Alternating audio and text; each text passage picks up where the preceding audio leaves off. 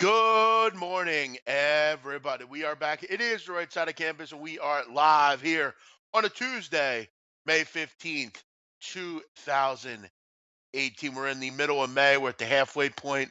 One step closer to summer, one step closer to football season. But we got plenty to talk about today. NBA, NHL, Major League Baseball, all sorts of things in the middle as well. Donnie Rightside, how you doing? Doing good, man. Hey, another day, another dollar here. Nice weather. You're right. Another step closer to summer. Memorial Day weekend, Jeff, just right around the corner. And that really kicks off barbecue season here in the Northeast. Have a lot of fun, but we're still not done celebrating yet here in the state of New Jersey. And for all sports bettors across this great land of the United States of America, sports betting will soon be coming to a shop near you in your hometown. We are sponsored by intertops.eu. Make sure you check out Intertops whenever you're in the mood for a new book. If you need a new book, check out Intertops. Online since 1996. They have a lot of great options, good payouts, very sleek interface, good bonuses right now, and easy cash out options. Check out Intertops today. Very nice website. I've used it before. Very good lines. Good operation and all. Very easy to use, and yeah, they offer all sorts of great betting options. Check out Intertops today. Welcome in to everyone out there listening to the show. As always, we hope you enjoy it. Hit the like button. Also, if you're on Twitter, retweet it. Get the show out there to other people. It's a good way to attract new listeners. We already got some people in here, so welcome into you. Let's get into the show, Donnie. Um, Mhm. we'll start off with Eli Manning. Eli Manning in the news, and it's not for football. Eli Manning involved in a little scheme. He was sued recently by a company that does memorabilia after they said that he provided them fake memorabilia. That it wasn't game worn memorabilia. Sneaky, snarky move here by Eli Manning to make a little money. I don't know if this is true. They claim that it's not. I would have to think Eli Manning is not stupid enough to pull a stunt like this, but then again, I don't know. Yeah, yeah. I mean, when you look at the whole topic here on this, Jeff, it kind of makes me laugh because it's probably an agent thing that Eli Manning. Hey, you know what? We're gonna make an extra 50 grand this year. All you have to do is like just throw these guys like maybe 5 shirts a season, sign them that you wore it in the game. Like, yeah, we just wore this game against Dallas.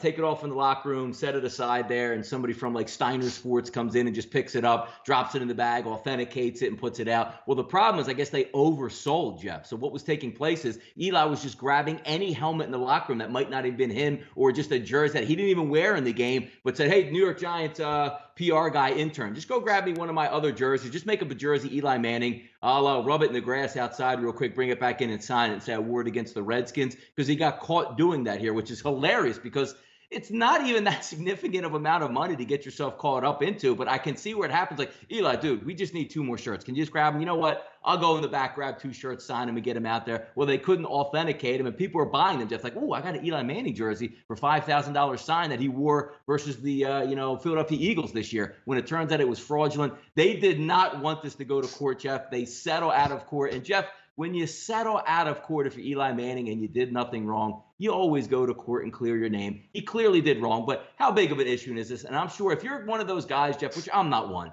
if you're buying memorabilia out there, half the shit you got on your wall is fake anyway at this point. So I don't see what the big hubbub is. If you're buying $5,000 game worn jerseys, maybe you should spend your time doing other things. Yeah, I mean, look, I guess it is the point of the matter. And look, the company that sued him, it wasn't like it was a person that did this. If I'm a company, I'm pissed off about this, and Yes. I'd probably do the same thing. But yeah, listen, we don't know if this is true. Could very well be maybe some assistant that Eli Manning has. He did it. Who knows? But all in all, a stupid story and kind of a Yeah. dumb idea. Whoever is involved here. The NBA draft lottery is tonight. And NBA Draft Lottery is always a fun um, half hour because it takes about a minute, yet they We take used to love it, 28 Jeff, here in minutes. Philly. We Oh, used to love it here for a couple of years. oh, sure. No, the NBA Draft Lottery is fun, and I mean it is cool to speculate and wonder who's going to get the number one pick.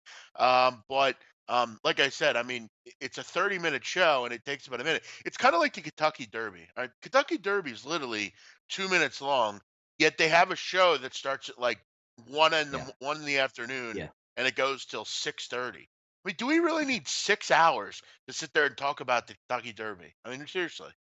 I mean, let's do 2 hours, and even that's a lot. I mean, just a lot. But the draft lotteries tonight. Magic Johnson will be there, and he has a special guest, Donnie. Why don't you tell us about that? Is it LeVar Ball? That would be a good Oh, pick, I feel. Magic, the Orlando Magic. If you remember back in the day, Anthony Hardaway was a mega star in the NBA in the 90s for the Orlando Magic. And one of the most successful Nike campaigns, Jeff, of all time was Little Penny, whose voice was Chris Rock. Couldn't eat that up enough. Sold a ton of sneakers before that. So they're looking for more of that magic that they had magically back in the 90s when they ended up with Shaq and Penny Hardaway, which keyed their success for a good portion of the 90s, of course, until Shaq left and went to the Los Angeles Lakers. So Pat Williams, the old GM, I don't think he's still GM now. Maybe he's still in the front office with Orlando. He's going to bring Little Penny to the lottery draft party up there tonight to see if they can get a little bit extra luck and maybe get that number one overall pick, Jeff. But Little Penny, welcome back. Successful Nike campaign. Well, they're not going to get the number one pick, so they better get all the luck they need. Were you old Listen, enough to remember Little Penny commercials or no? no, that was before They were my great. time. Yeah, they were good. Yeah. Um, Yeah, look, I think the Suns will get the number one pick. Listen, the Suns and the Grizzlies should be 1 and 2. That should be how it goes. I don't know why we still screw around with the stupid draft lottery. It's stupid. Just do the worst team. I mean, why are we still doing this stupid idea? It's dumb. It's a stupid idea. It doesn't work.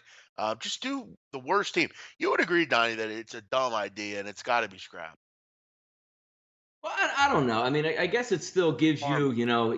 it like it really takes tanking out because if you know you're going to be in last, you just tank it all the way to make sure you get that. At least there's a little bit of intrigue in there. But in the NBA again, Jeff, aren't you supposed to help the worst teams in the NBA? Like, just give them the number one overall pick so they can stop tanking for 3 years until they get that number one overall pick. I agree with you there.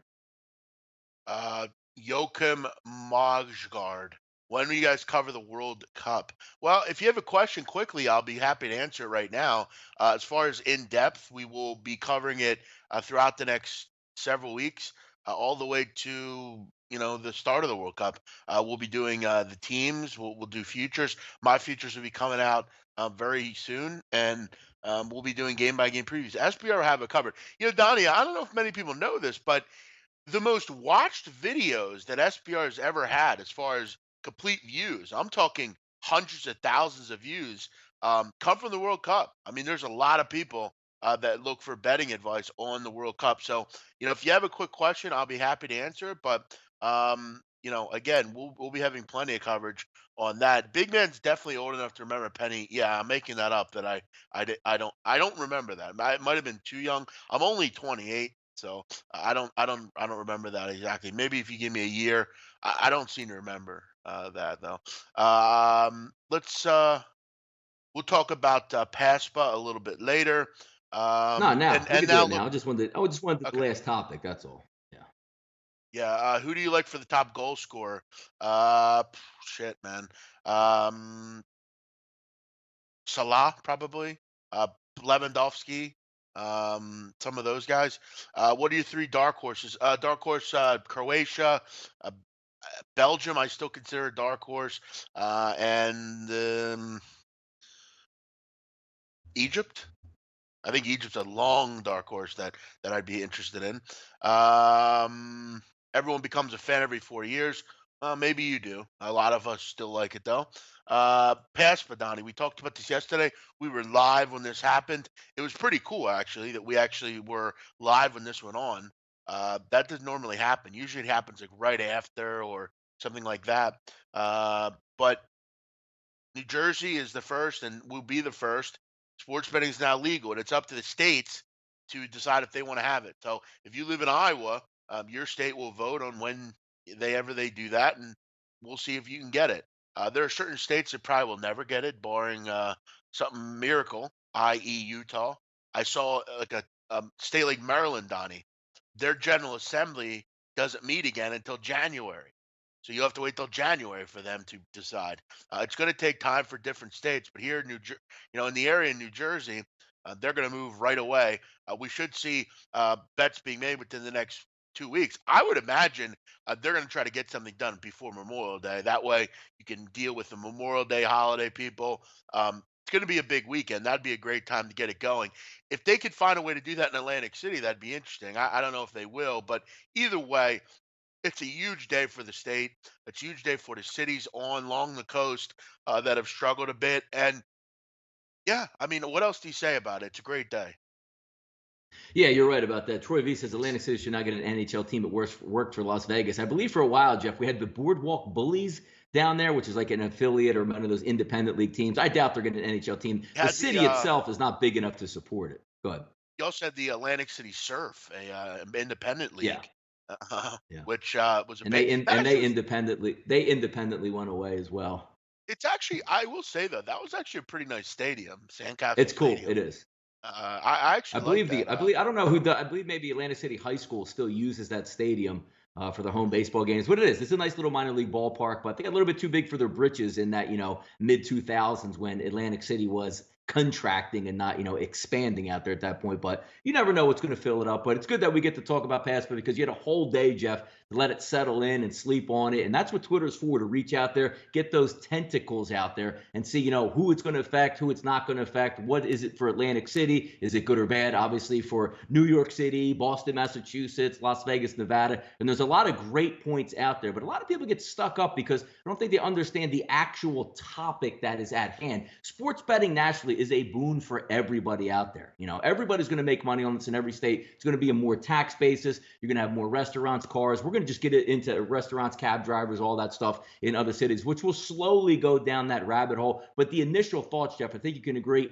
unbelievable flip the switch for Atlantic City. It's not going to happen overnight because, again, casinos are going to have to build their sports books. That takes time. You're going to have to pass legislation through to see exactly what's going to go on. You can't just run into Atlantic City, Jeff, hit the craps table and sprint over and place a wager on the Philadelphia Phillies or the Boston Red Sox tonight. That's going to take time. They got to get the infrastructure in place. They have to hire staff. They have to do all that. So that's going to take a little bit of time. Monmouth Park's going to be way ahead of the curve because they've been banking on this for years, literally built their sports book already, TVs, monitors, everything ready to go, and betting machines to service you. They'll probably be open in just a few weeks. I know I did see, Jeff, one of the comments up there, whoever was the manager, the Will Hill up there, or the Racing Gaming Commission up at Monmouth Park, said they'll probably start with some soft openings, like taking future wagers on the NFL just to get the system going before it's up and running. But no doubt about it, Jeff, before football season, it's going to be full blast gambling in Atlantic City. And I think you can agree it's an amazing thing for the city. Yeah, I think you're totally right. I think you obviously want to do it quicker, sooner than later. Obviously, it'd be a good time to do it now or in the next couple weeks because it's not incredibly busy right now. You're going to have obviously baseball, but it is a slower time at least. I don't know that I'd wait until the football season to start. I mean, that way you have a little experience taking bets and things like that. But we'll see. Nonetheless, it's already passed, and we're on our way to it. There's going to be all sorts of apps that will come out, and you'll be able, if you're in the state of New Jersey, to do that, and the other states will follow. I don't think Florida, Mr. ESPN, Florida will be a while, I'd imagine, from what I've read. Remember, and Blackjack Fletcher and I were talking about this. He was telling me that he lived in Florida, and he was telling me, obviously we know, Donnie, that there's a lot of old people, a lot of older uh, government down there. Maybe they'll take a little bit more conservative stance on it. I don't know. Jeff, How also long just until coming ES? across the wire here with Daniel Wallach. Sports betting will kick off in New Jersey at Monmouth Park on May the 28th. That's the first day they will be accepting wagers right for Memorial Day, Jeff. That would be Memorial Day, I believe. Um, isn't it? I think that's May 28th, if I'm correct. Yeah, I don't know. But It yeah, doesn't say what day it is, but that'll be around that Memorial Day weekend. but yeah. So there you go. Right before the new month starts off. There we go. So Donnie, will you be there that day? Yeah, No, I will not be there that day. Memorial Day's Monday, May 28th. Interesting It's gonna be decision interesting to see when on. they get those apps out to the public. That'll take some time as well. It's a long time coming. Like, and this is where I want to get into the part where Las Vegas versus the United States, which it's not really set up to be that way. And I know a lot of people get uppity if they're from Las Vegas or in the area, and It's not a verse. Is Las Vegas going to go away because sports gambling is legal across the United States? Absolutely not. Did Atlantic City go away, Jeff, when every state around us, perpetually dug into that piggy bank there? No, it didn't. It got smarter and now it's ready to expand. And how did they get smarter, Jeff? They add sports gambling here. If we're taking a look from a Las Vegas perspective here, yes, they had a monopoly on it since what, 1931 sports wagering. They do it the best. Why do they do it the best, Jeff? They're the only game in town. So this is the part that I wanted to breach to see the good and the bads coming out of Las Vegas versus the rest of the country, Jeff. Before I get started down this, rabbit hole here, your thoughts initially when you heard sports gambling was going to be legal. Of course, we came to New Jersey and the East Coast. Say, finally, we got this. Going to help out, our dear city of Atlantic City. But how was your thought process just once you heard that PASPA did go live about Las Vegas and the surrounding, states out there once they get activated and underway? Yeah, listen, I don't even I don't think I think it's going to hurt that area. I mean, look, I know we could talk about their hockey team and their football team and all that stuff. And look, that'll be a great, addition to that city and it'll provide them with a lot more visitors. But listen, I mean, once this starts going live in other states, you would be a fool to think that it's not going to hurt. No one's going to care anymore about Las Vegas, unfortunately. Right now, they had the monopoly. They were the only place that had it. So it's like, well, if I'm a real sport, I can go out there and I can have a week down there and I can put, place bets and it'll be fun. But, it was kind of like Donnie, and I'm not saying it's going to be totally like Atlantic City where no one goes anymore. But I mean, remember when Pennsylvania started getting legalized casinos and Maryland and all these different areas, they got it. I mean, Atlantic City suffered a little bit. I'm not saying they're going to suffer like that, but to say you're going to stick around because they have shows and good clubs and stuff. I mean, most different areas have that, and I don't know that you know. I would think they're going to take a big dip, but how would I know? I've never been there, so I can't really comment on it. But I No, don't it's like, really to would get see on the that. need to I go. think you shortchanged Las Vegas a little bit on that. It's a world class destination, unbelievable hotels, great gaming, usually good weather out there. It is hot in the summer, but I mean, people go there not just because it's. I mean, it's the middle of the desert. It's a long way to get there, but it's a wonderful, wonderful city. Which I've been there. I think it's yesterday. I believe it was 7 times. I think 7 or 8 times I've been out to Las Vegas, and I loved every single time that I went out there. And it's not going away, and it is a mecca. They're bringing the Raiders in. They have hockey now, and it's a wonderful city from old Las Vegas all the way up through Las Vegas Boulevard and the big hotels out there. It's a great place to vacation. Loves all my time there. But the time comes in when you look at Las Vegas now with me and my wife. If we've gone out there 4 times and in my 20s another 4 times, whatever it was, you're looking at it a little bit differently because it is tough to get out there, from the East Coast. You're looking at a 4 or 5 hour flight out there. You're looking at time in the air. You're looking at paying,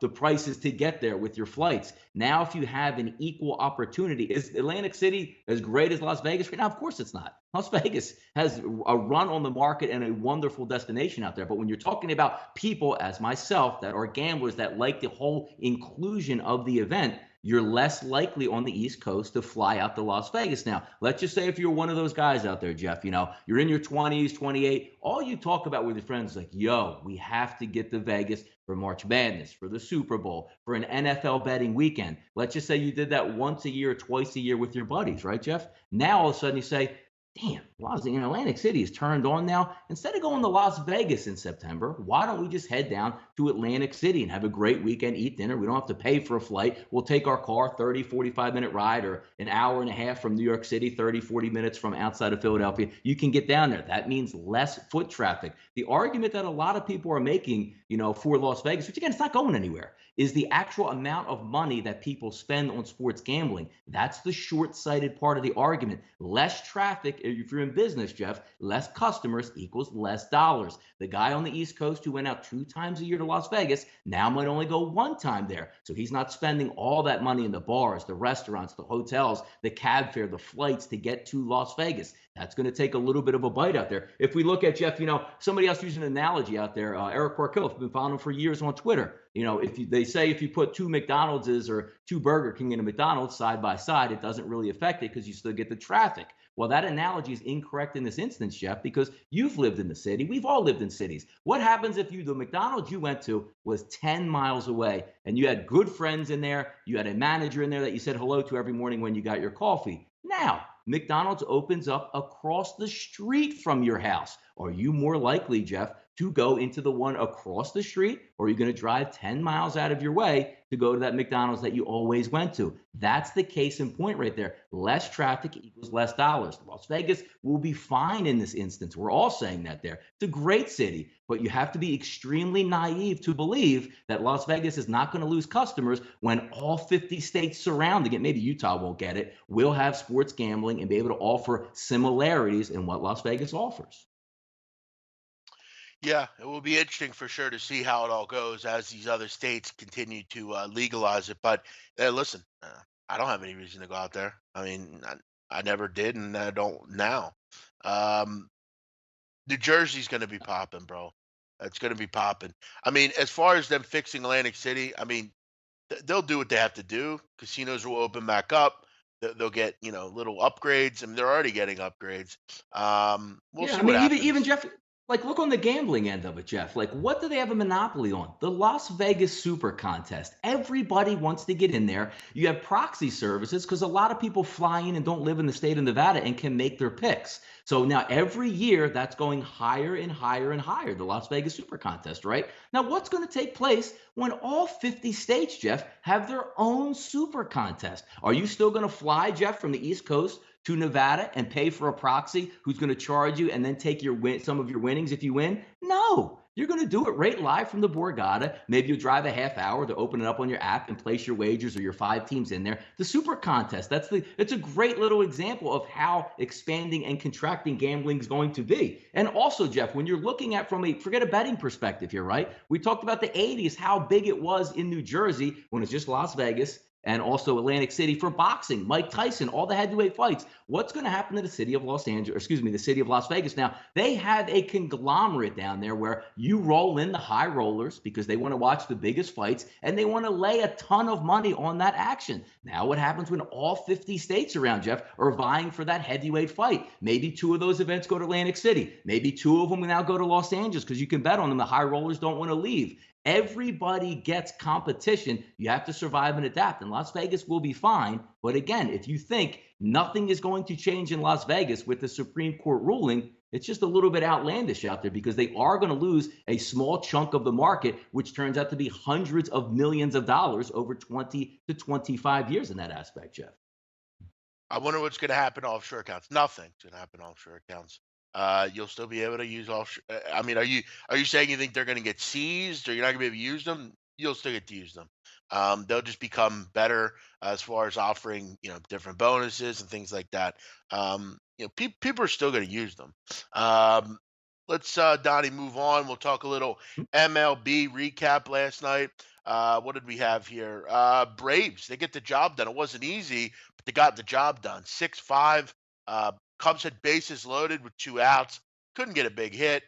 Braves win again, and the Cubs, who had been playing pretty well, go down. Braves, Donnie, get a big home run from Joey Bats. Um, they're still hanging, Donnie, the Cubs or the Braves.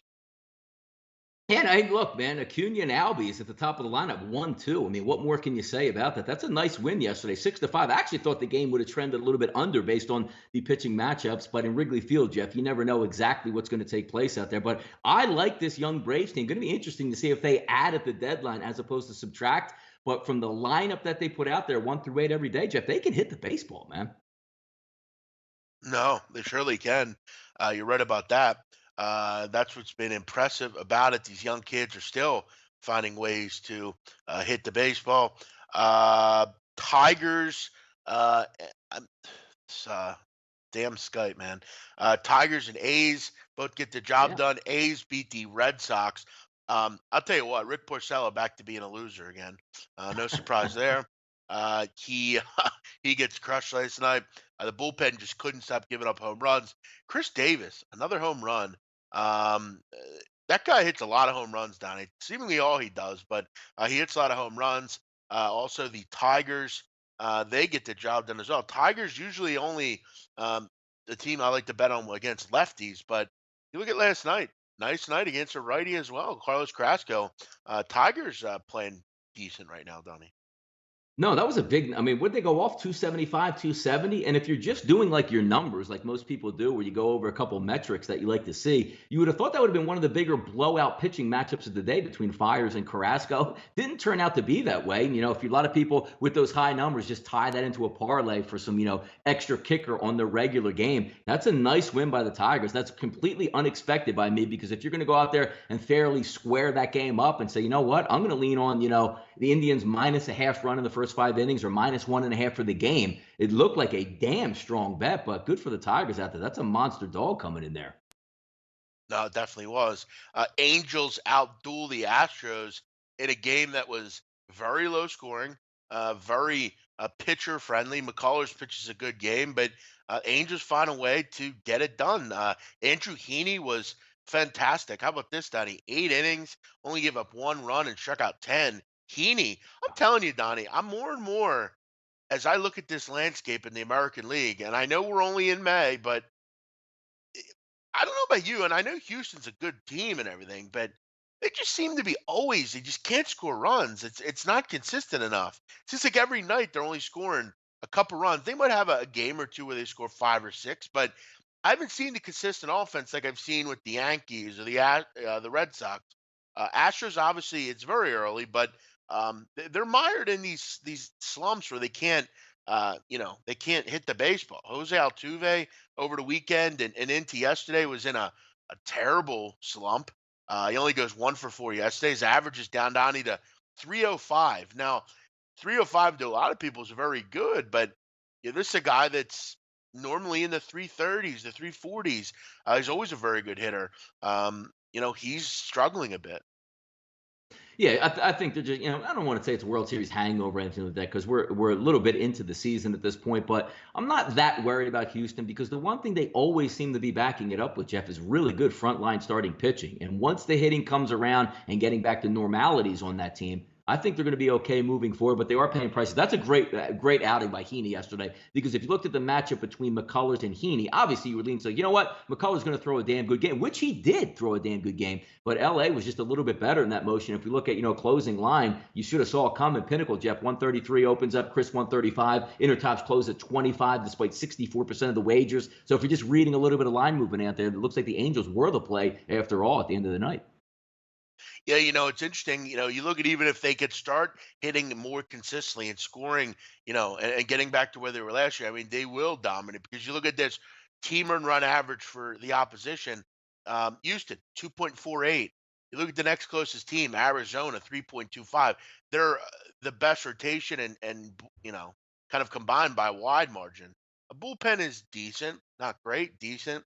Houston starters though are top level. If they could just get that offense consistent, they will obviously be in the running to repeat for sure. But it's a tough AL overall. Also, the Mariners. Wait, I'm not the Mariners. We're not talking about the Mariners. What are we talking about here, Don? The Mariners or the Yeah, Giants? Mariners. Yeah, Mariners. All right. Mariners. I don't think I even watched this game. Oh yeah, to Minnesota. Another boring game here. Not a lot of runs last night. It seemed in the major leagues. Wade LeBlanc, Donnie, good again. How about that? Yeah. Wade LeBlanc comes out of nowhere and has pitched very well. They also had a good outing from Odorizzi. It's not enough offense for Minnesota, and Minnesota's continued to be inconsistent. But a nice win for the Mariners. Look, they're gonna have to win ugly now. You lose Robinson Cano, you're gonna have to find ways to win like this. And if you can, get your bullpen to pitch like this, their bullpen's a little concerning at times, particularly even Edwin Diaz and Altavilla and those kind of guys. But Wade LeBlanc, very good last night. Bullpen gives you 3 innings. No issues here, Donnie. Big win for the Mariners on the road in Minnesota. Yeah, one of the higher totals of the night, Jeff, closing at 10 at some spots out there. Goes 1-0. And I believe the only way they scored, Jeff, was like the eighth inning on a throwing error that allowed D. Gordon to score. So one of those games that started late with the rain delay, got off a little bit quirky. Both pitchers dominated. Same way in the Tampa Bay Kansas City game. I opened up the week with a nice loss on that one. It wasn't even painful at all. They score in the top of the first inning. You said, all right, we got a good start there. And then Yarbrough and Skoglund settle in to be, Cy Young gem winners out there. And two of the worst bullpens in baseball shut it down like they were, the Boston Red Sox or Yankees of 3 years ago, where 6, 7, 8, and 9 just come in. You might as well not even go up to bat. So some interesting stuff last night in Major League Baseball for sure. Yeah, no, you're totally right. NBA last night, Donnie, what a game for a while. And then it turned out to be a typical Warrior blowout. Warriors get the job Yeah. done. They win by 13 last night. And really, it was a domination, really, after the first quarter. Golden State kind of toyed with Houston for a while. James Harden was doing his thing. He did his thing all night. But and Houston had a 9, 8 point lead at one point in the first quarter and early in the second, but then it stopped. It was tied at half, but it was a big time second half, as the Warriors generally do.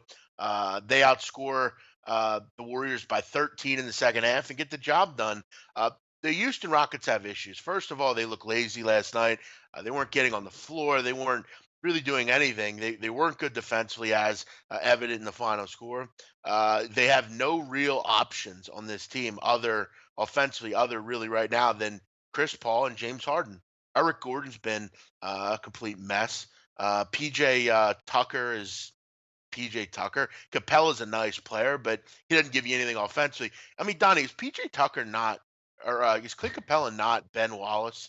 I mean, he's just like the same player. Yeah, but it's funny how his whole offensive play is James Harden beats his guy off a Yeah, dribble, lob just stand guy. on the low Yeah, block and catch an oop and dunk it. So I mean, his percentage yeah. of field goals is extremely high because it's when you're catching wide open dunks, it's one thing. Jeff, when you watch Golden State Warriors out there, and sometimes it hurts me to watch it because being a sports guy and you're watching, how do you like Kevin Durant gets the ball at the top of the key, Jeff, right, just You above the don't. 3 point line, takes 3 or 4 dribbles to his right or left or does whatever he wants and he pulls up for a jumper, and it doesn't matter what you're doing on defense. He's bigger and taller than you and just strokes it every single time, which always brings me back, Jeff, to the 76ers with Ben Simmons, the same height approximately as Kevin Durant, but he doesn't want to use his height to his ability with shooting jumpers. Not to say like Kevin Durant and Simmons are in the same category, but it's fun to watch. And if you're betting against that, Jeff, or your team is playing the Warriors, it's amazing. When he's on, it's just shut the doors. It's like the game is over. You can't defend him. Listen, I mean, it's simple here with this series, Donnie, and this is why I was surprised to see a lot of people thinking that Houston could find a way here. Okay, I get they're at home. I'm very much understanding that, but they're just not as good as the Warriors. Okay, they don't have as good of players. They can't match up 5 for 5 with them. No one really can, but they can't even get close. I like Harden. I like Paul. They're great players. We've seen this time and time again. Two players is not good enough in the NBA. There's another team, Houston, that has to go and get someone else. They're not good enough. Sorry. You're not going to beat Golden State. And this is what the NBA is now. It's how can we beat Golden State? Daryl Morey, we've done everything we can. We've found every way possible to beat Golden State. That's what he's saying before the game. Yeah, well, it didn't work too well because you still have a team where two players are not going to beat five players. Your starting five's not good enough. It just isn't. Your bench isn't good enough. You're a nice team. You did good in the regular season, but they can't match up 5 for 5. It's just not going to happen. When Golden State can bring guys like, Nick Young and Sean Livingston, they're bringing them off the bench and they're performing. They're giving you points. They're giving you a minute. Look at the bench for the Rockets. Other than Gordon, what'd you get? Mbah Moute doesn't belong on an NBA court anymore. Gerald Green, what does he give you? Ryan Anderson, he doesn't get minutes at all anymore. Tarek Black, I mean, that's your bench. You look at the bench for the Warriors, you're getting production there. You're getting options off the bench. They just can't match up. They might win one game. I don't know if they'll even do that. I don't think they have any shot in the series. I didn't think they had any shot before the series, but I sure as hell don't think they have any shot now.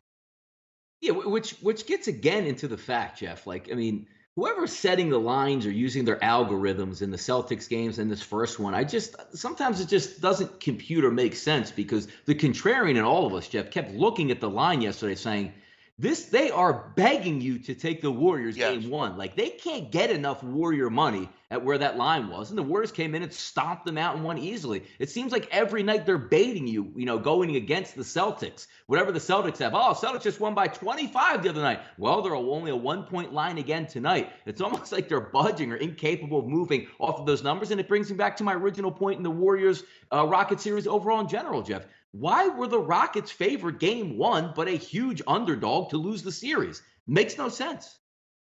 Well, they're also favored to win game two. And I think every time they continue to put these numbers out there, people are going to continue to bet against them. The Warriors just Yeah, defy logic hold on, some Jeff. of Yeah, it. you know what? Glad you just said that right there. So now I'm looking at my odds board again. Intertop's -1.5 with the Houston Rockets. What gives it? So why wasn't Houston then, Jeff, -200 to win the series if they're favored and should win both of the first two games at home? Is there a breakdown in the algorithm that they're putting out? Well, listen, I mean, winning 2 games is not winning 4 games, but yeah, I hear you. I don't know. I have no idea. I don't know why. I don't know why they're doing stuff like this. I don't know why. Listen, I don't know why they're a favorite in game two. I get they have to win, but just because you have to win doesn't mean you're going to. I don't Yeah. know how you can continue to list Golden State as an underdog. Don't really understand that. But again, if they keep getting beaten up by this, listen, here's what you do, okay? And I will admit I considered and thought that Houston was the play this is because you look at the line and it didn't make any sense. But now you're getting it in another game here. I think it's hard to not take Golden State as an underdog. I mean, whenever you get that opportunity to come up, it's difficult, but it's perplexing as well because I thought Game One was it truly, Donnie, was just me thinking it was a trap. I don't think Houston is anywhere near as good as Golden State, and And I they thought they played might well, win one Jeff. game. Like Chris Paul played well. Right. Harden was That's the thing. unbelievable. Imagine going back to your locker room, Jeff. If Harden scored 6 points, you'd be like, you know what? I'm going to get it going in game two. We'll be fine. He scored That's the thing. 41 and they got dropped on their head. That hurts. Exactly. I mean, they scored 64 points combined and still lost by 13. And that's what I was thinking in my head when I was watching that game last night. I'm sitting there and I'm thinking, wow, they played really well. I felt like in the first and second quarter, and it's tied. I mean, and Golden State is obviously had the lead at points.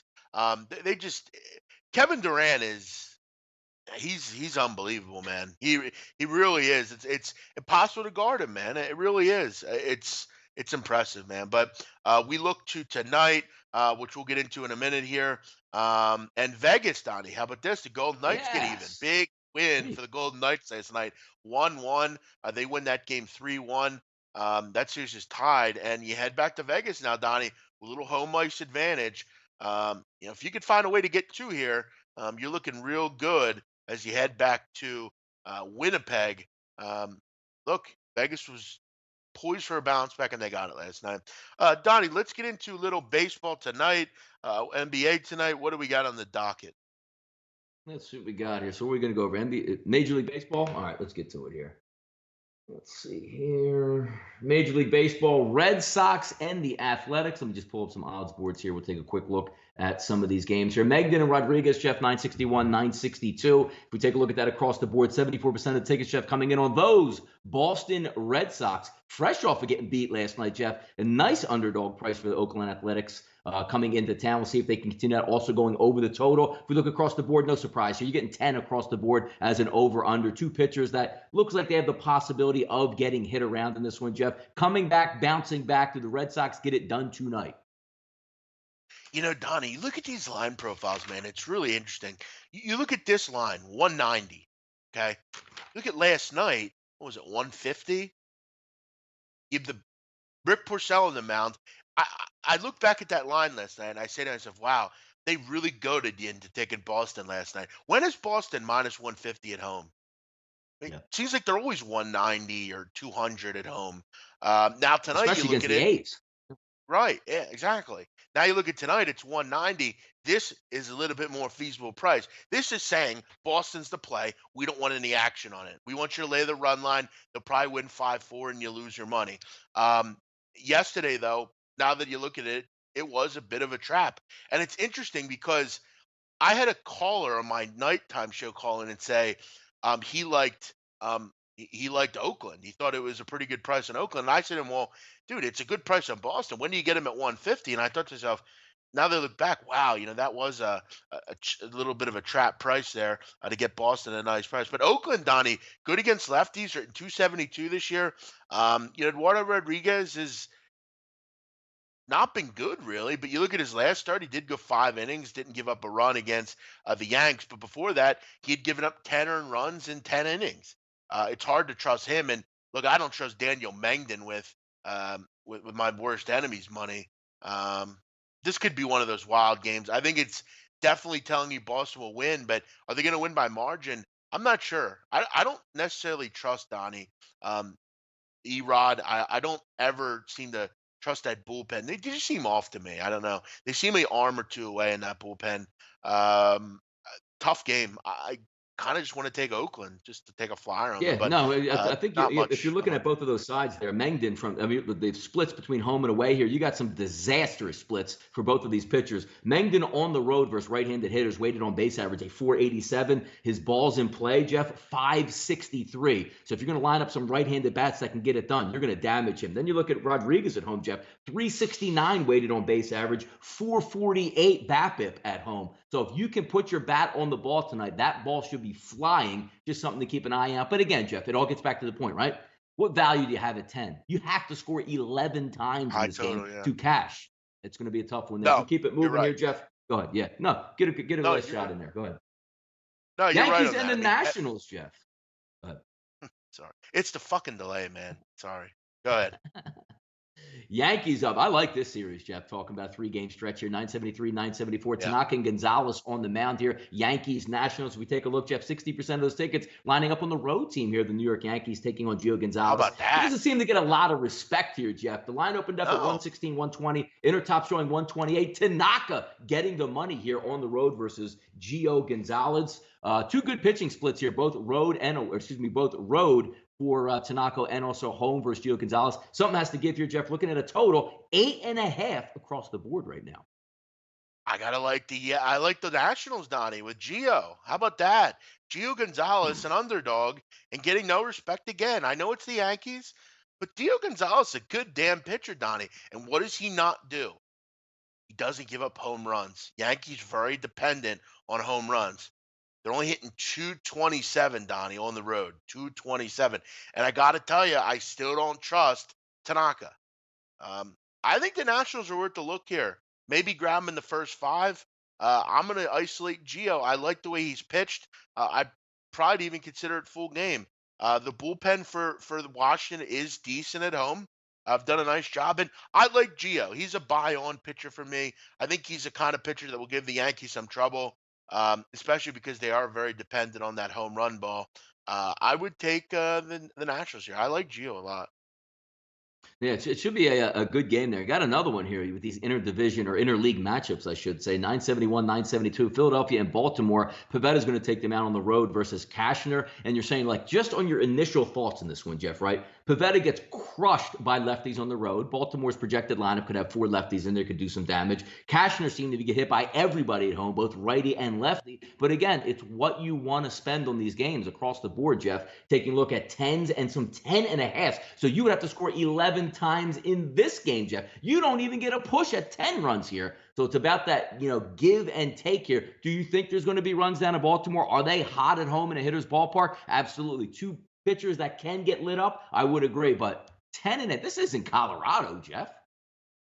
Yeah, but I mean, Baltimore's crushing the ball right now. I mean, they're over 8 runs a game over the last 7, hitting 312. You also look at the fact that over that time they're allowing opponents to hit 310. Andrew Cashner. He's back to being bad again. And Nick Pivetta, I don't like. I mean, Nick Pivetta stinks, frankly. I think both teams. If I would take it over, it'd probably be this one. I mean, both bullpens have issues at times, particularly Baltimore's. Yeah, I would lean over. But again, you're right. 10.5 is a big number. This is baseball anymore. This is what you're getting. 10.5. These are kind of the 9.5, 10.5. It's the new baseball, Donnie. Yeah, no, look at these splits. Like, if you take a look at Pivetta on the road, like, not even like, forget about his weighted on base average. Just look at the walks and hits, the innings pitched to lefties, Jeff, 2.37, to righties, 1.36. Flip it over to Cashner, left-handed side, 1.40, right-handed side, 1.69. Bases, people on the bases means runs are going to score in these games here. It should be fun to watch. Away for a weather update. I know we're getting a little bit of rainy conditions here on the East Coast, but as long as it's a little bit warm, maybe some thunderstorms in the area, because we know for the most part the bullpens aren't going to come in and put the fire out, so to speak, in these games. And again, the Phillies are going into a road game here in the American League, so there's going to be no pitchers batting. Gabe Kapler doesn't have to sub in 75 different relief pitchers and make double switches all over the place. You know exactly who's going to be batting. It at least for what, the first 5, 6, 7 innings in this one. I still do lean towards over, but boy, Jeff, taking a 10.5 outside of Coors, I don't know about that one, man. No, it's tough. It's a big number, man. You're totally right on that.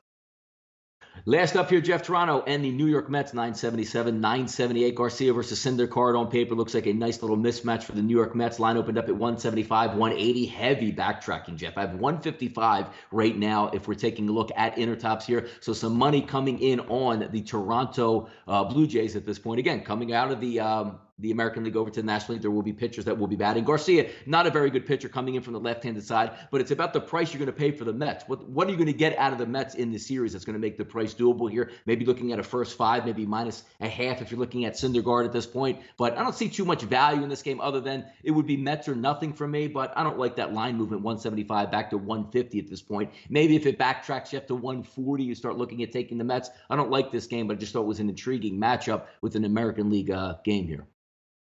I actually don't mind the line movement. I think it's actually beneficial because who's the public betting? They're taking Toronto. They don't want to bet on the Mets right now. They don't care. They hear all the turmoil going on around this team.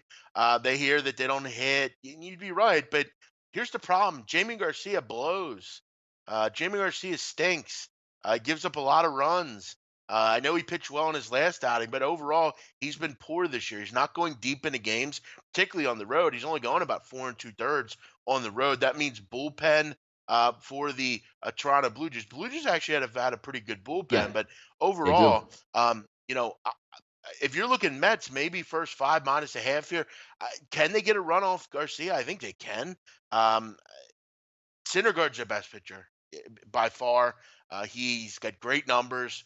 This isn't a fade of Syndergaard for sure. I think this is a fade of the Mets in general, but pitching can do you a lot of good here. I would go with the Mets here. All right, yeah, no, it should be. It's a good night there. I think there's some really good spots to pick out, but it's always going to be about who's going to have the value, who's not. I'm halfway down the card, and some of the numbers that I'm looking at, some numbers certainly do jump off and be able to get excited with. Hopefully, can find some winners tonight. NBA and NHL tonight. Jeff, do a couple little quick cap here on the NHL. Tampa Bay and Washington. Looks like money line numbers coming in. 53% are backing the Tampa Bay Lightning tonight. Jeff, line opened up at 121, 125. Intertop sitting at 135. Bet line 125. Another over under here at 6. Jeff, with hockey, do you have any ideas or thoughts here on this hockey game now that the Washington Capitals are up 2-0 and looking to take a stranglehold getting to the Stanley Cup? Yeah, I mean, I wouldn't be totally interested in taking the Lightning. I mean, they've looked lost in this series over the first 2 games. That doesn't really bode well. Now you had to go to Washington.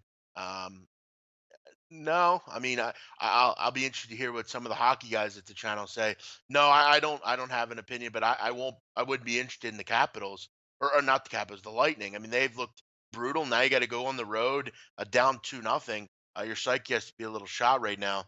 I think this is a commanding 3-0 series lead here. Probably if they get, I think they get the job done, Washington. How about that, man? But What tide has changed down there in Washington, Jeff, huh?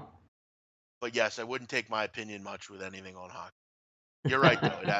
It has been very impressive.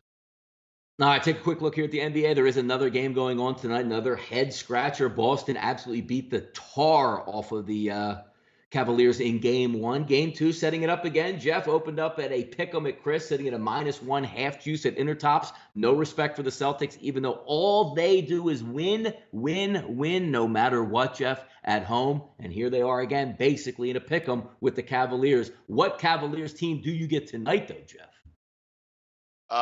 Yeah, I wouldn't be betting against LeBron James in this game. I mean, if you watched the game late, Donnie, I thought Boston was getting a little coy with, the showboating a bit, running the score up. I thought a little bit. I think I wouldn't be interested in the Celtics in this game. I think LeBron and the Cavs. You see the good group tonight. I think they get the job done. It's just hard to envision them going down 2-0. I just don't know that I see it. Um, I think they'd be more inclined to give their team a series as opposed to the one we saw yesterday. Did you? I don't know if you watched this game, but I got the feeling that there was a little bit too much showboating going on late in this game. This team's, they're excited right now. They're young, they're brash, they're playing well, they're feeling themselves, the Celtics. But There's a guy named LeBron James on the other side. He was, he didn't play well in game one. He was defended, I thought, pretty well. I wouldn't be interested in really betting against LeBron in a game like this. I think belief has to say you have to go Cleveland here. Yeah, and then what does the NBA want, Jeff? I was always like the conspiracy theorists out there who know the NBA would really love to have LeBron James in the final versus the Golden State Warriors to take on the trilogy out there and keep those ratings high. Whether or not Golden State just splashes that team 4-0, it doesn't matter. LeBron James is going to get ratings. We'll see how the game is officiated tonight. Always fun, Jeff. But hey, look, we got a couple minutes left, Jeff. We're actually going to hit off topic today. Is that cause for celebration? That's great. The very used button down at the bottom of the screen, the off topic discussion today, and why not dip into it there? Always a lot of good topics here. And this one obviously pertains to yesterday. Will legalized gambling change the way you gamble? Now, right now, obviously, if it's in your state, most states don't have it. New Jersey doesn't even have it yet, at least for a couple weeks. But a few years down the line, once it gets impacted and into play, where you can open up the app on your phone, it's directly tied to a casino in your hometown, county, or state, wherever it is that going to change, Jeff, the way you gamble in the future years and how you spend your dollars? Um, yeah, I would say so. I mean, I think Donnie, with one of the problems you and I are always concerned about is, you know, luckily I've dealt with a lot of good people for a lot of years, but again, I mean, who knows what can happen?